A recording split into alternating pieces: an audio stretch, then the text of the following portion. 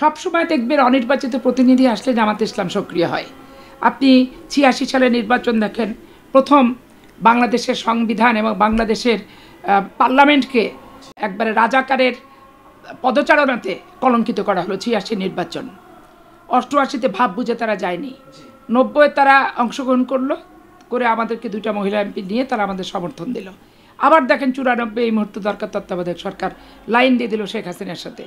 তারপরে করে তারা ৯৬ যখন হাসিনার কাছে পাত্তা পেল না, পাত্তা না পাওয়ার কারণে আবার তারা ২০০১ সালে নির্বাচনে এসে আমাদের সাথে জোট করলো।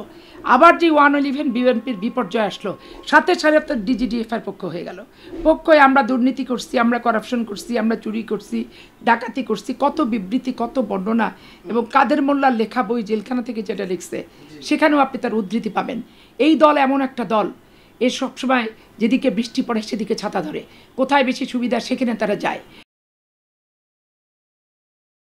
গণঅভ্যুত্থানের পর জামাত ইসলামীকে বেশ সক্রিয় দেখা যাচ্ছে, এ বিষয়ে আপনার মতামত কি? সবসময় দেখবেন অনির্বাচিত প্রতিনিধি আসলে জামাতে ইসলাম সক্রিয় হয়।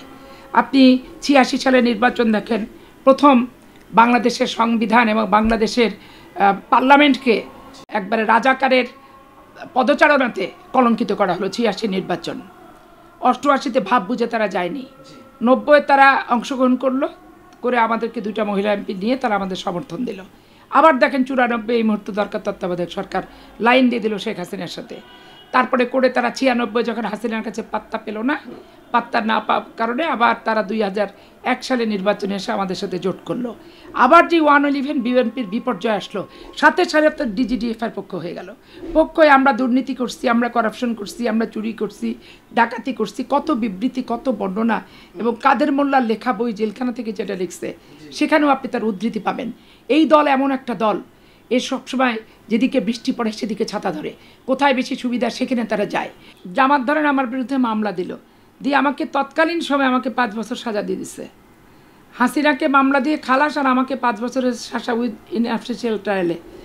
আমার ছোট ছোট বাচ্চা, এদিকে স্বামী ধরেন ট্যাক্স ফ্রি গাড়ি ফালু ভাইয়ের ওইখানে ছিল, র্যাব ধরে নিয়ে গেছে, ওর গাড়ি দেখতে গেছে যে আমার গাড়ি ওখানে ছিল, আপনি নেবেন কেন, এই বলে সে গেছে, তাকে আটকায় 16 মাসে ডিটেনশন দিল। কি পরিবারের অবস্থা, 3টা ছোট ছোট বাচ্চা, ড্রাইভার সব, এমপিতে চাকরি করতে গেলে জেলে যেতে হবে, নাম ভবন ফাঁকা হয়ে গেল। এরকম দুর্দিন, এরকম কঠিন সময় আমার জীবনে ধরেন গেছে। তো এই জামাত ইসলাম তখনও ধরেন বগল বাজাইছে ওখানে। এখন গোটা বাংলাদেশের জামাত অফিসে ঠিকাদারি থেকে শুরু করে, তদবির থেকে শুরু করে, মানুষের গ্রাম্য সালিশ বিচার পয়সার বিনিময়ে তারা বিক্রি করছে। তাদের ইয়ানত মানে ইয়ানতটা তো চাঁদাই, এবং তারা চাঁদা এমন কোনো মানুষ নাই, রিক্সাওয়ালার কাছ থেকেও তারা চাঁদা তুলে। গরিব ঘরের ছেলেরা যারা লিল্লা বোর্ডিংয়ে খেয়ে পড়ে অভ্যস্ত, ম্যাক্সিমাম তারা দেখা যাচ্ছে ইয়ানতের চাঁদা নিয়ে হাজার হাজার কোটি টাকার মালিক হচ্ছে। তাদের কোনো পেশা নাই, কোনো কিছু নাই, তারপর তারা হাজার হাজার কোটি টাকার মালিক হচ্ছে। আমি চাঁপাইনবাবগঞ্জে একবারে তৃণমূলের প্রত্যক্ষদর্শী আমি একজন মানুষ, আমি জামাতের এই পরিস্থিতি দেখেছি। রাজশাহী বিশ্ববিদ্যালয়ে হাত কাটা, রক কাটা, পা কাটা, এই জামিল আক্তার রতন থেকে শুরু করে, আপনার আমাদের আমানুল্লাহ আমান থেকে শুরু করে, আমাদের ফরহাদের হাত কেটে ফেলা থেকে শুরু করে, নতুন তপন বিশ্বজিৎকে হত্যা থেকে শুরু করে, কত মর্মান্তিক নিরীহ প্রায় 78টি ঘটনা আছে। রাজশাহী বিশ্ববিদ্যালয় শিবির জামাতের তাণ্ডব। এই জন্য এই সরকারের সময় এখন তারা শুরু করে দিচ্ছে, আর এনসিপি ইন্ধন যোগাচ্ছে, সরকার ইন্ধন যোগাচ্ছে। ইন্ধন যোগাতে এমনি তো নাচুরি বুড়ি, তারপর আবার ঢোলের বাড়ি, এমন নাচা নাচতেছে যে নাচের কোনো শেষ নাই। চরমোনাই পীর বলেছেন চাঁদা ওঠায় পল্টনে, এরপর যায় লন্ডনে, আপনি কি বলবেন? চরমোহনার পীরের আয়ের উৎসটা কি, এটা আমি প্রথম জানতে চাই। যে উনি যে এত হাজার হাজার কোটি টাকা ব্যয় করে প্রোগ্রাম সংগঠন চালাচ্ছে, জনসভা করছে, উনার আয়ের উৎসটা আগে জনসমক্ষে বলুক। আর রাষ্ট্রপতি জিয়াউর রহমানের ছেলে চাঁদা তুলে খাওয়া লাগবে না। সারা পৃথিবীর মানুষের যে সহানুভূতি এই পরিবারটার প্রতি আছে, এই পরিবারটার প্রতি আছে, এই সহানুভূতি তাদের জীবনের চলার সমস্ত চাহিদা মেটাতে সক্ষম। ওই পল্টনের চাঁদাও তুলতে হবে না, লন্ডনে পাঠাতেও হবে না। সবসময় একটা জিনিস চিন্তা করবেন, যারা যেই পথের প্রতীক তাদের বক্তৃতাটাও কিন্তু সেই পথের প্রতীক। চরমোহনায় পীর একজন আলেম মানুষ, তাহলে গীবত করা মহাপাপ। তুমি রাজনীতি করতে এসে কোথাও শালীনতা বোধ তুমি বজায় রাখবা, সেটা বাদ দিয়ে তুমি গীবত করছো, মহাপাপ করছো।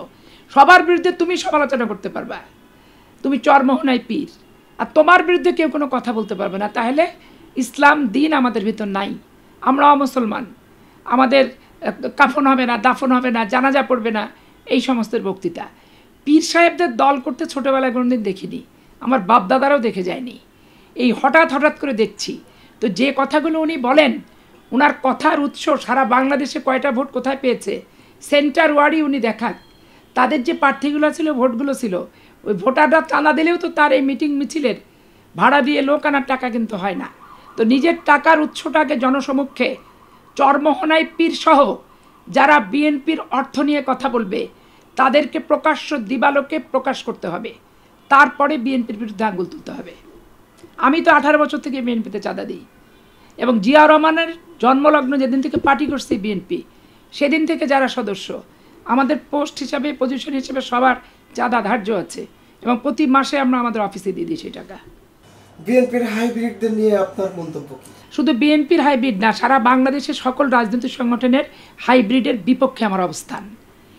এত বিপর্যয়, এত চড়াই, এত উতরাই, এত এত সমস্যা থাকার পর কোনো দলে কোনো হাইব্রিড রাখা ঠিক না, হাইব্রিডদের স্বাগত জানানো ঠিক না। এই যে অবিলম্বে বাংলাদেশের বিভিন্ন রাজনৈতিক সংগঠনে যে হাইব্রিডদেরকে নিয়ে কমিটিগুলো লামসামভাবে হয়েছে সকল সংগঠনের, এই সমস্ত কমিটিগুলো ভেঙে দেওয়া উচিত, সকল দলেরই ভেঙে দেওয়া উচিত। ভেঙে দিলে দেখবেন যে সত্যিকার ত্যাগী পরীক্ষিতরা অনেক দূরে আছে, অনেক দূরে আছে। দূর থেকে নিয়ে আসলে, হাইব্রিডরা বিতাড়িত হলে কোনোদিন চাঁদাবাজির অভিযোগের আঙুল তোলার সাহসই কেউ পাবে না, সেই রকম কোনো সুযোগই থাকবে না। এখন তো দুই একটা সুযোগ পাচ্ছে, কি সুযোগ না পেলেও বলার চেষ্টা করছে, বলার সুযোগটাই পাবে না, বরঞ্চ ওদের অপকর্মগুলো আমরা পাহারা দেব। বিএনপি ক্ষমতায় গেলে ভারতের সঙ্গে কেমন সম্পর্ক হওয়া উচিত? প্রতিবেশীর সাথে প্রতিবেশীর যেরকম সুসম্পর্ক থাকে সেরকমই হবে। তবে বাংলাদেশের শোষণ, নিপীড়ন, অত্যাচার ভারত যে বিগত দিনে আচরণটা করেছে, সুপ্রতিবেশী সুলভ আচরণ তারা করেনি। অতএব বাংলাদেশের কাছ থেকে শুধু সুপ্রতিবেশী সুলভ আচরণ আশা করবে আর দাদাগিরি করে বেড়াবে, এটা বরদাস্ত করার মতো না। আজকে আবার গায়ের লোম খাড়া হয়ে ওঠে যখন ভারতীয় পার্লামেন্টে সদস্যরা বক্তৃতা দিয়ে বলে হাসিনাই বৈধ প্রধানমন্ত্রী, মোদী সরকারের উচিত সসম্মানে তার শপথে ফেরত পাঠানোর। এতে 15 বছর বাংলাদেশের স্বাধীনতা, সার্বভৌমত্ব যে কী পরিমাণ করদ্রাজ্যে রূপান্তরিত হয়েছিল, ভারতে আশ্রয় এবং ভারতীয় পার্লামেন্টের বক্তৃতাই কিন্তু প্রমাণ করে যে ভারত কখনোই বাংলাদেশের সুপ্রতিবেশী ছিল না, এখনও নাই, ভবিষ্যতে হওয়ার কোনো সম্ভাবনাই নাই। বিএনপির জন্মই হচ্ছে ভারতীয় আধিপত্যবাদের বিরুদ্ধে স্লোগান দিয়ে, ভূমিকা রেখে, দায়িত্ব পালন করে। রাষ্ট্রপতি জিয়া 30শে মে যখন হত্যা হন, উনি তালপট্টি অঙ্গরপোতা দহগ্রাম নিয়েই বিশেষ অভিযান, বিশেষ ইয়েতেই কার্যতেই গেছিলেন উনি উদ্ধার করার জন্য, যার কারণে সুপরিকল্পিতভাবে ওনাকে সেদিন হত্যা করা হয়েছে। অতএব ভারত বাংলাদেশের মানুষের বন্ধু কখনোই হবে না। কোনো ব্যক্তি স্বার্থে ব্যক্তির বন্ধু হতে পারে, ব্যক্তিগত স্বার্থ চরিতার্থ করার জন্য। এই 50 বছরের ইতিহাস এটাই কিন্তু বলে। মিটফুডের ঘটনাটিকে কেন্দ্র করে ফয়জুল হক বিএনপি থেকে পদত্যাগ করেছেন, এই বিষয়টিকে কিভাবে দেখেন? ফয়জুল হক বিএনপিতে ঢুকলো কিভাবে? যে হাইব্রিড নিয়ে কথা বললেন না, জি, তো এ বিএনপিতে ঢুকলো কিভাবে সেটাই আমার প্রশ্ন।